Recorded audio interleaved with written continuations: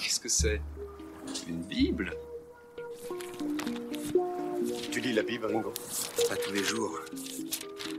Au large biblique. Le podcast qui explore la Bible. Bienvenue à toutes et à tous sur Au large biblique, le podcast qui explore la Bible. Vous vous souvenez que le précédent épisode avait soulevé la question de l'absence du prophète Élisée aux côtés du nouveau roi Jéhou. J'espère aussi avoir répondu à cette interrogation. Le rédacteur semblait souligner la distance entre l'agir passé du prophète, plutôt pacifique, et les actions plutôt sanglantes du souverain israélite.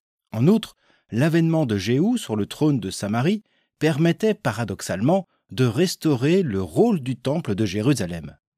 Si Élisée était absent du règne de Jéhou, nous allons le retrouver une dernière fois après 40 années de silence et bien après la mort du souverain de Samarie à l'occasion de deux scènes finales, la visite du roi Joas au prophète mourant et un dernier prodige post-mortem.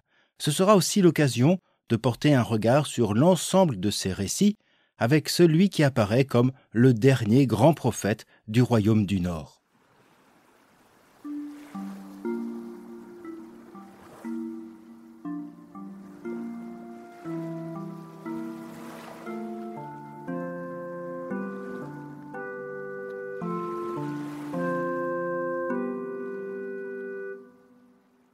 La dernière mention narrative d'Élisée avait eu lieu au début du chapitre 9 lorsqu'il envoya un fils de prophète oindre Jéhou.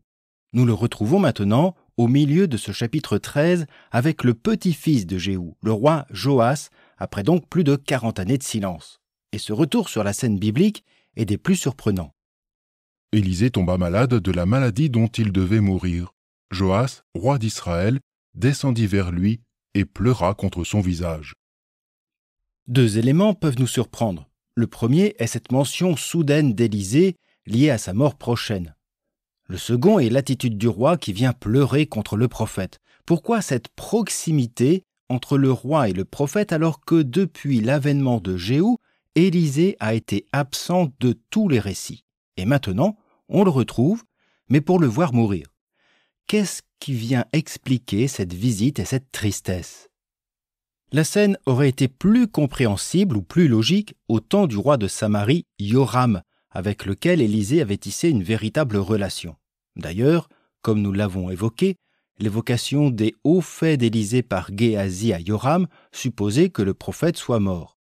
Ce récit a-t-il donc été déplacé pour faire vivre le prophète au temps des successeurs de Jéhou? Certains exégètes, s'appuyant sur une version de la vieille latine notamment, avancent que ce récit se situait originellement au chapitre 10, c'est-à-dire à la fin du règne de Jéhou. Un scribe yaviste aurait préféré déplacer ce passage au temps de Joas. C'est à cet emplacement que nous lisons cet épisode de nos traductions de la Bible issue du grec de la Septante comme du texte hébreu massorétique. Il est vrai cependant que l'on observe une certaine césure narrative qui montre une intégration postérieure de ce passage. Effectivement, avant de revenir sur Joas et Élisée, le récit comportait déjà une notice conclusive sur le règne et la mort du roi. Le reste des actes de Joas, tout ce qu'il a fait, ses exploits, ses guerres avec Amazias, roi de Juda, cela n'est-il pas écrit dans le livre des annales des rois d'Israël? Joas se coucha avec ses pères et Jéroboam s'assit sur son trône. Joas fut enseveli à Samarie avec les rois d'Israël. On retrouve aussi une autre notice conclusive sur Joas, un chapitre plus loin, et ces répétitions, ces insertions sont la trace des différentes couches rédactionnelles. Ce qui va nous intéresser, c'est cette édition finale, désormais canonique, narrant cette ultime rencontre entre le roi Joas et le prophète Élisée.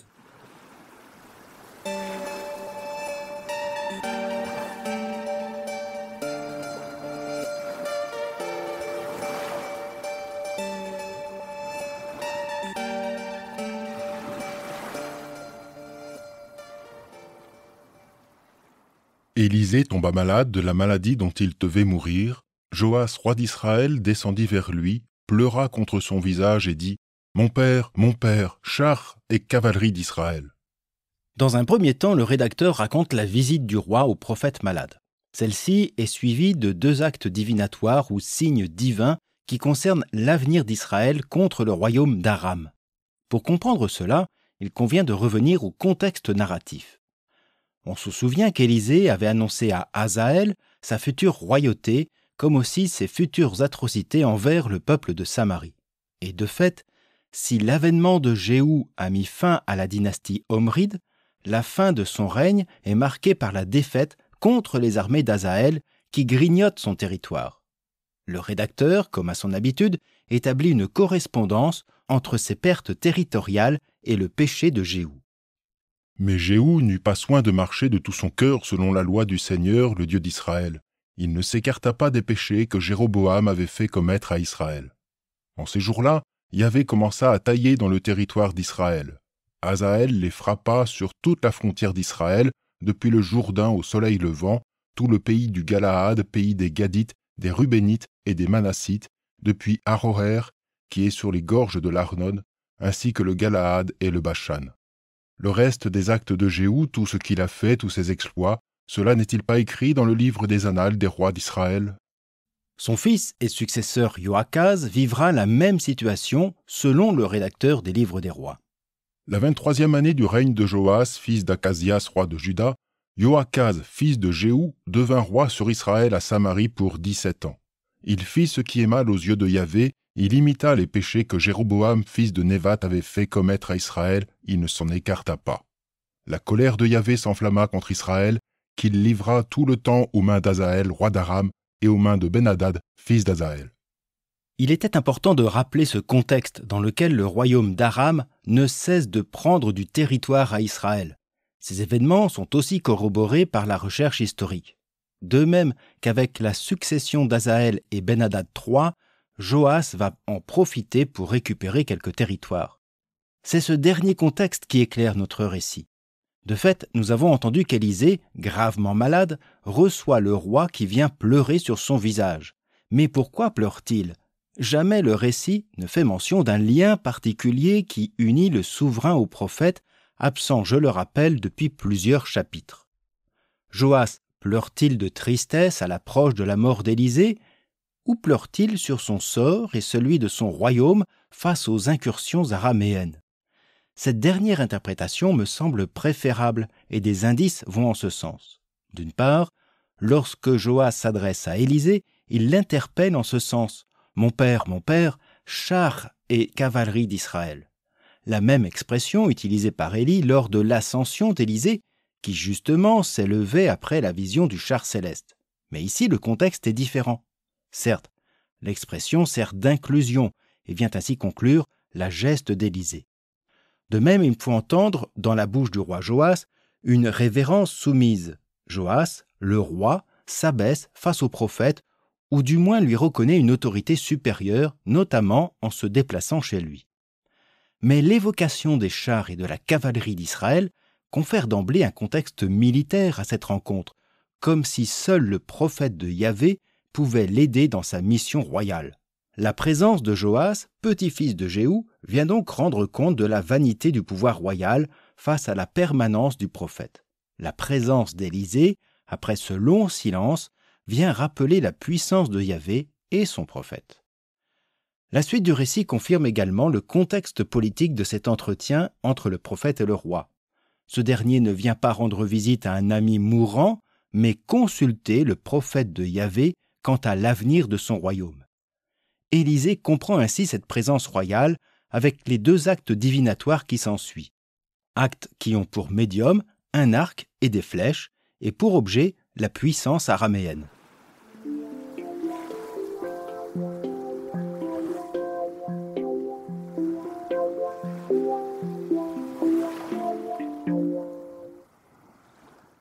Élisée dit à Joas, « Prends un arc et des flèches. » Joas prit un arc et des flèches. Élisée dit au roi d'Israël, « Tends l'arc. » Et il le tendit. Élisée mit ses mains sur celles du roi et dit, « Ouvre la fenêtre qui donne vers l'Orient. » Joas l'ouvrit. Élisée lui dit, « Tire. » Et il tirera. Élisée dit, « C'est la flèche de la victoire de Yahvé, la flèche de la victoire sur Aram. Tu frapperas Aram à Aphek jusqu'à extermination. » Élisée dit à Joas, « Prends les flèches. » Il les prit. Élisée dit au roi d'Israël, « frappe la terre. Il frappa 3 fois et s'arrêta. L'homme de Dieu s'irrita contre lui et dit, « Si tu avais frappé 5 ou 6 fois, tu aurais frappé Aram jusqu'à extermination. Maintenant, c'est 3 fois seulement que tu frapperas Aram. » Nous l'avons entendu avec les épisodes 3 à 5, souvent l'acte prophétique et divinatoire utilise un support, du sel, de la farine, un manteau ou un bâton qui fonctionne plus ou moins bien. Ici, à une question militaire, Élisée utilise l'arc et les flèches comme support de divination. La puissance, la longueur jusqu'à la cible étant sujet à interprétation, c'est l'art du devin. Mais ici, la méthode d'Élisée est surprenante. Dans un premier temps, le prophète demande au roi de se saisir d'un arc et d'une flèche, puis il met ses mains sur celles du souverain, ce qui n'est guère pratique, et puis il lui demande de tirer à travers la fenêtre qui donne à l'Orient, en direction d'Aram. D'emblée, le prophète déclare « C'est la flèche de la victoire de Yahvé, la flèche de la victoire sur Aram. Tu frapperas Aram à Aphek jusqu'à extermination. » Nous ne savons pourtant où exactement la flèche est tombée et personne n'y prête attention. Mais est-ce la flèche ou sa direction qui importe ? Non pas comme le fou qui regarde le doigt plutôt que la lune, regardons vers quoi pointe le récit. L'ensemble met en œuvre une série d'ordres du prophète auquel obéit promptement le souverain.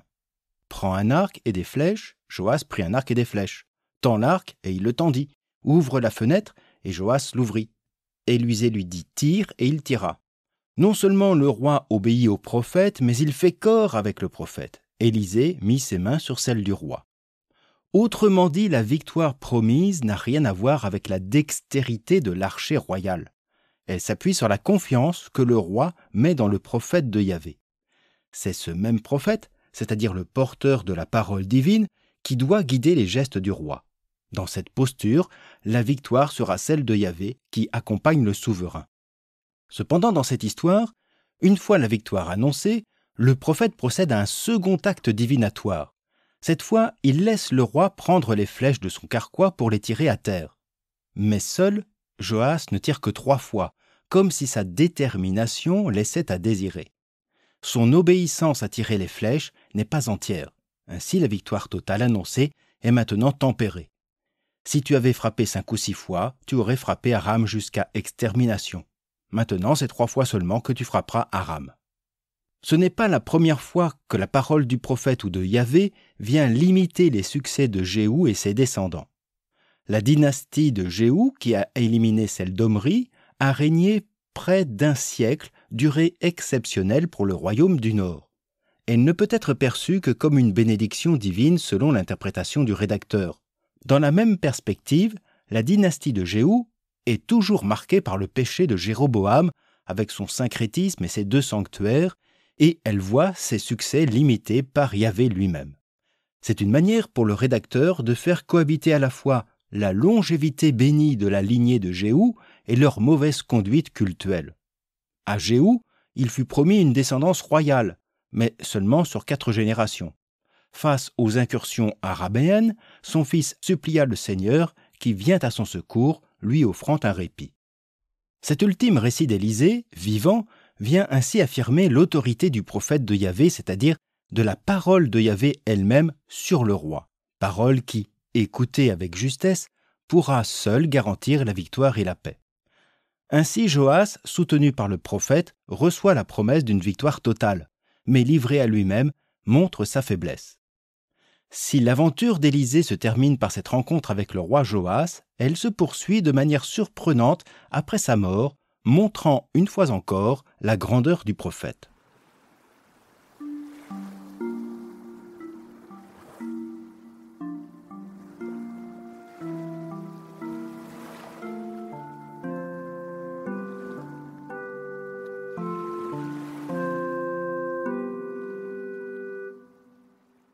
Élisée mourut et on l'ensevelit. Or, en début d'année, des bandes venant de Moab pénétraient dans le pays. Comme des gens ensevelissaient un homme, on aperçut une de ces bandes. Ils jetèrent l'homme dans la tombe d'Élisée et ils partirent. L'homme toucha les ossements d'Élisée, il reprit vie et se dressa sur ses pieds. Élisée a fait bien des miracles durant sa vie. Il en opère encore un après sa mort. Comme pour le fils de la Shunamite, nous sommes en présence d'un récit de retour à la vie, mais un peu particulier quand même.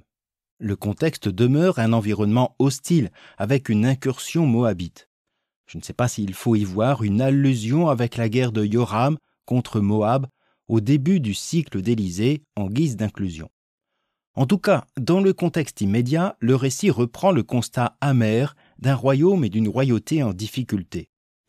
Par rapport au passage précédent, nous changeons de cadre. De l'intérieur d'une maison, nous sommes désormais dans un extérieur. À la présence du roi succède maintenant la présence d'un peuple vivant dans la crainte et dans le deuil. Une crainte qui oblige des gens à jeter le cadavre de leurs proches dans le premier caveau venu qui, fort heureusement, se trouva être celui d'Élisée. Mais que nous apporte ce récit conclusif ? Nous retrouvons ici le prophète, quoique mort, parmi les siens, parmi le peuple. Nous avions déjà observé combien les actes d'Élisée privilégiaient la vie des gens du pays, la veuve endettée, les fils des prophètes dans le besoin ou une mère endeuillée. Même lorsqu'il s'agissait d'intervenir dans le cadre royal, l'action d'Élisée visait à sauvegarder la vie des ennemis. On pourrait aussi évoquer ce général araméen Naaman, soigné de sa lèpre, et envers qui Élisée n'a eu aucun reproche, ni fait preuve d'esprit de vengeance. Cette fois encore, par cette ultime action, c'est un simple individu qui est sauvé grâce au prophète. Il est clair que ce salut est peu commun. Un défunt revient à la vie lorsque son cadavre se trouva en contact avec les ossements d'Élisée. Le récit vient donc authentifier les actions passées d'Élisée. Il est l'homme de Dieu, le prophète par qui Yahvé a manifesté sa volonté dans ses actes comme dans ses paroles. Élisée, ayant reçu l'Esprit lors de l'ascension d'Élie, est l'homme de Dieu, un saint homme de Dieu, comme la Shunamite qualifiait Élisée. La sainteté qualifie Dieu lui-même et tout ce qui lui est destiné et qui porte une part de sacré. Dans la conception biblique, il n'y a pas de séparation de l'âme et du corps comme dans la pensée grecque. L'individu inhumé, confié à la terre, destiné au Sheol, ne disparaît pas totalement, ses ossements demeurent. Ainsi, le corps d'Élisée garde cette sainteté divine, cette part du pouvoir de Yahvé qui est capable de faire mourir et de faire vivre.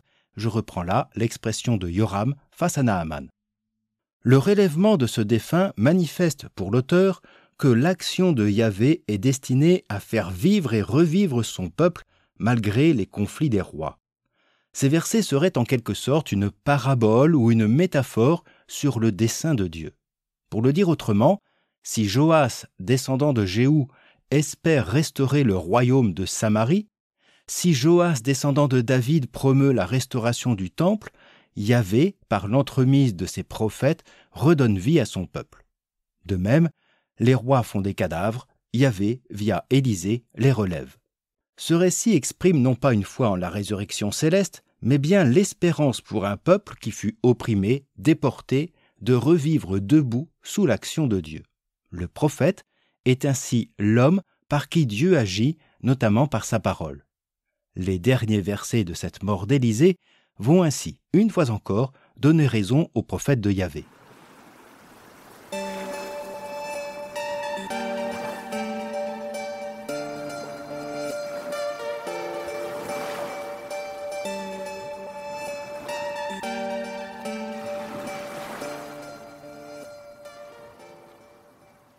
Hazaël, roi d'Aram, avait opprimé Israël durant toute la vie de Joachaz. Mais Yahvé fit grâce aux fils d'Israël, leur montra sa tendresse et se tourna vers eux à cause de son alliance avec Abraham, Isaac et Jacob. Il ne voulut pas les détruire. Jusqu'alors, il ne les avait pas rejetés loin de sa présence. Hazaël, roi d'Aram, mourut, et son fils Ben-Hadad régna à sa place.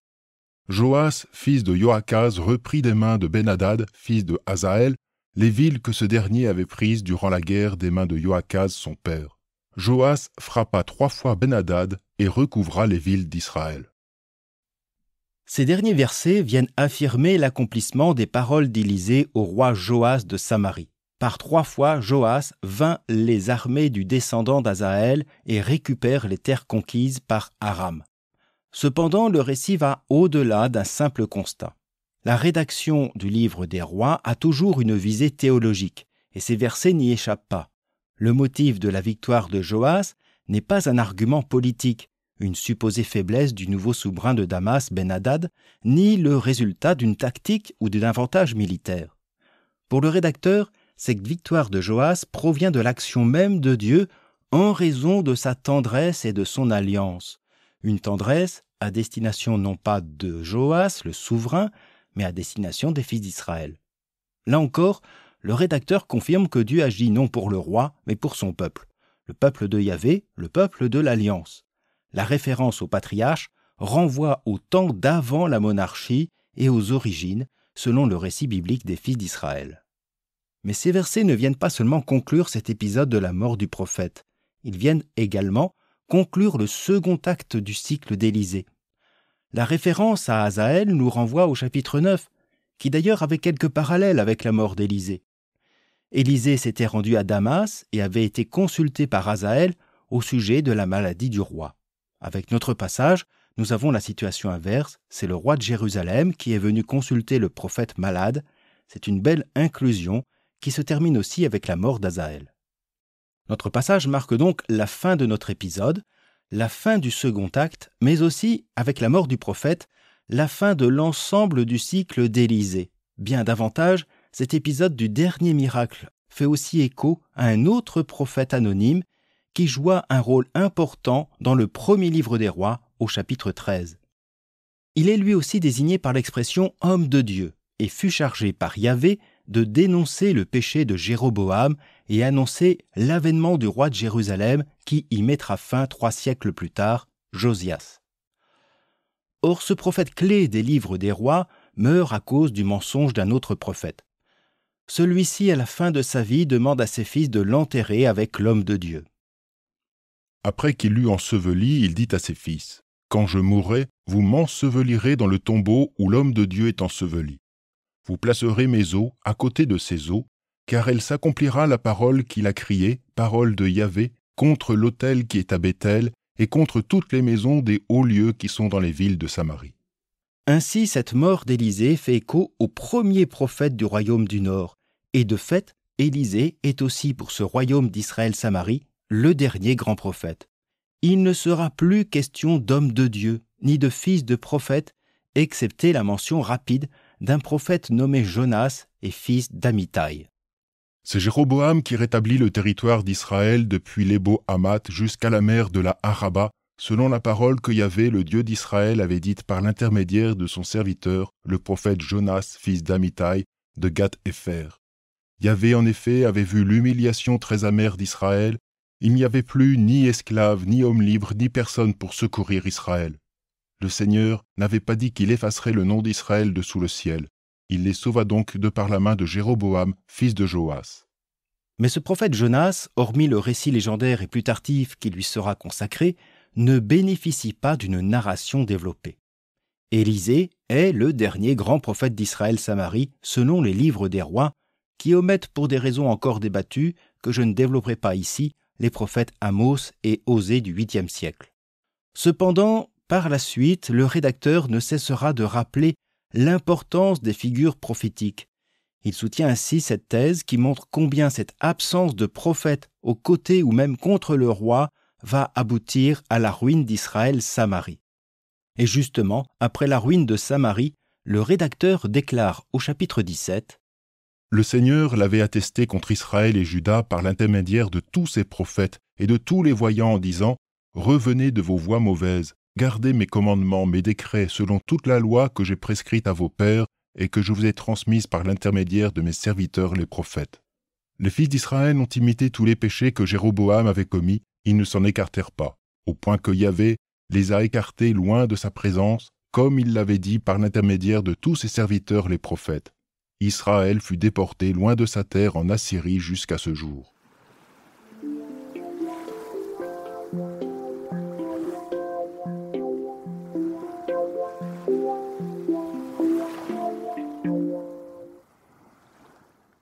Le cycle d'Élisée a mis en évidence une opposition entre l'agir favorable du prophète envers le peuple et l'action des rois. L'ensemble des textes souligne ce contraste entre l'homme de Dieu Élisée et le roi Ouin Jéhou et d'autres rois. Deux sections du cycle d'Élisée où la figure du prophète de Yahvé surplombe l'action royale, la dénonce ou la guide. Élisée est ainsi présenté à la suite de Samuel, Nathan, Aïa, Élie, sans oublier l'anonyme homme de Dieu de 1 Roi 13 qui avait annoncé la chute de Samarie dès le début du règne de son premier roi, Jéroboam Ier. Cet homme de Dieu dont les propos s'accompliront au temps du roi de Juda, Josias, quelques années avant la ruine de Jérusalem et l'exil à Babylone. Le prophète, et Élisée n'échappe pas à la règle, est l'instrument de Dieu pour manifester sa volonté. Il agit ainsi comme un contre-pouvoir à la royauté, à la fois subversif et salvateur. Nous avons aussi noté avec Élisée un glissement dans l'action prophétique.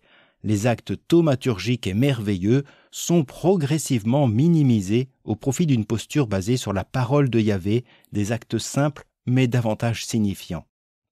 Il y aurait donc un changement dans le prophétisme. De fait, dans le livre des rois, nous n'observerons plus par la suite de prodiges merveilleux, que ce soit pour Isaïe comme pour la prophétesse Hulda, seule nommée par la suite dans les livres des rois pour le royaume de Jérusalem.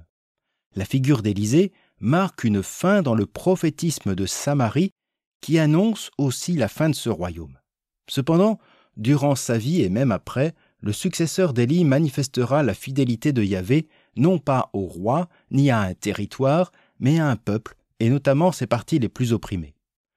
Le livre de Ben Sira le sage déclare à son propos, au chapitre 48, « Lorsqu'Élie eut été caché dans le tourbillon, Élisée fut rempli de son esprit.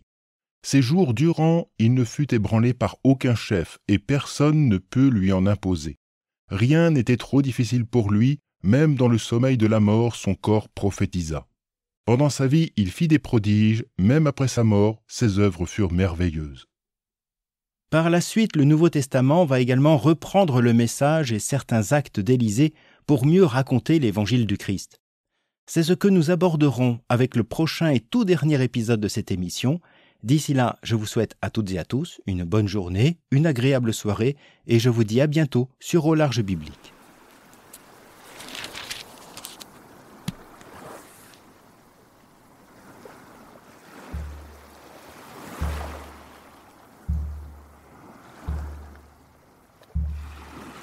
Au Large Biblique est un podcast créé et animé par François Bessonnet, prêtre et bibliste.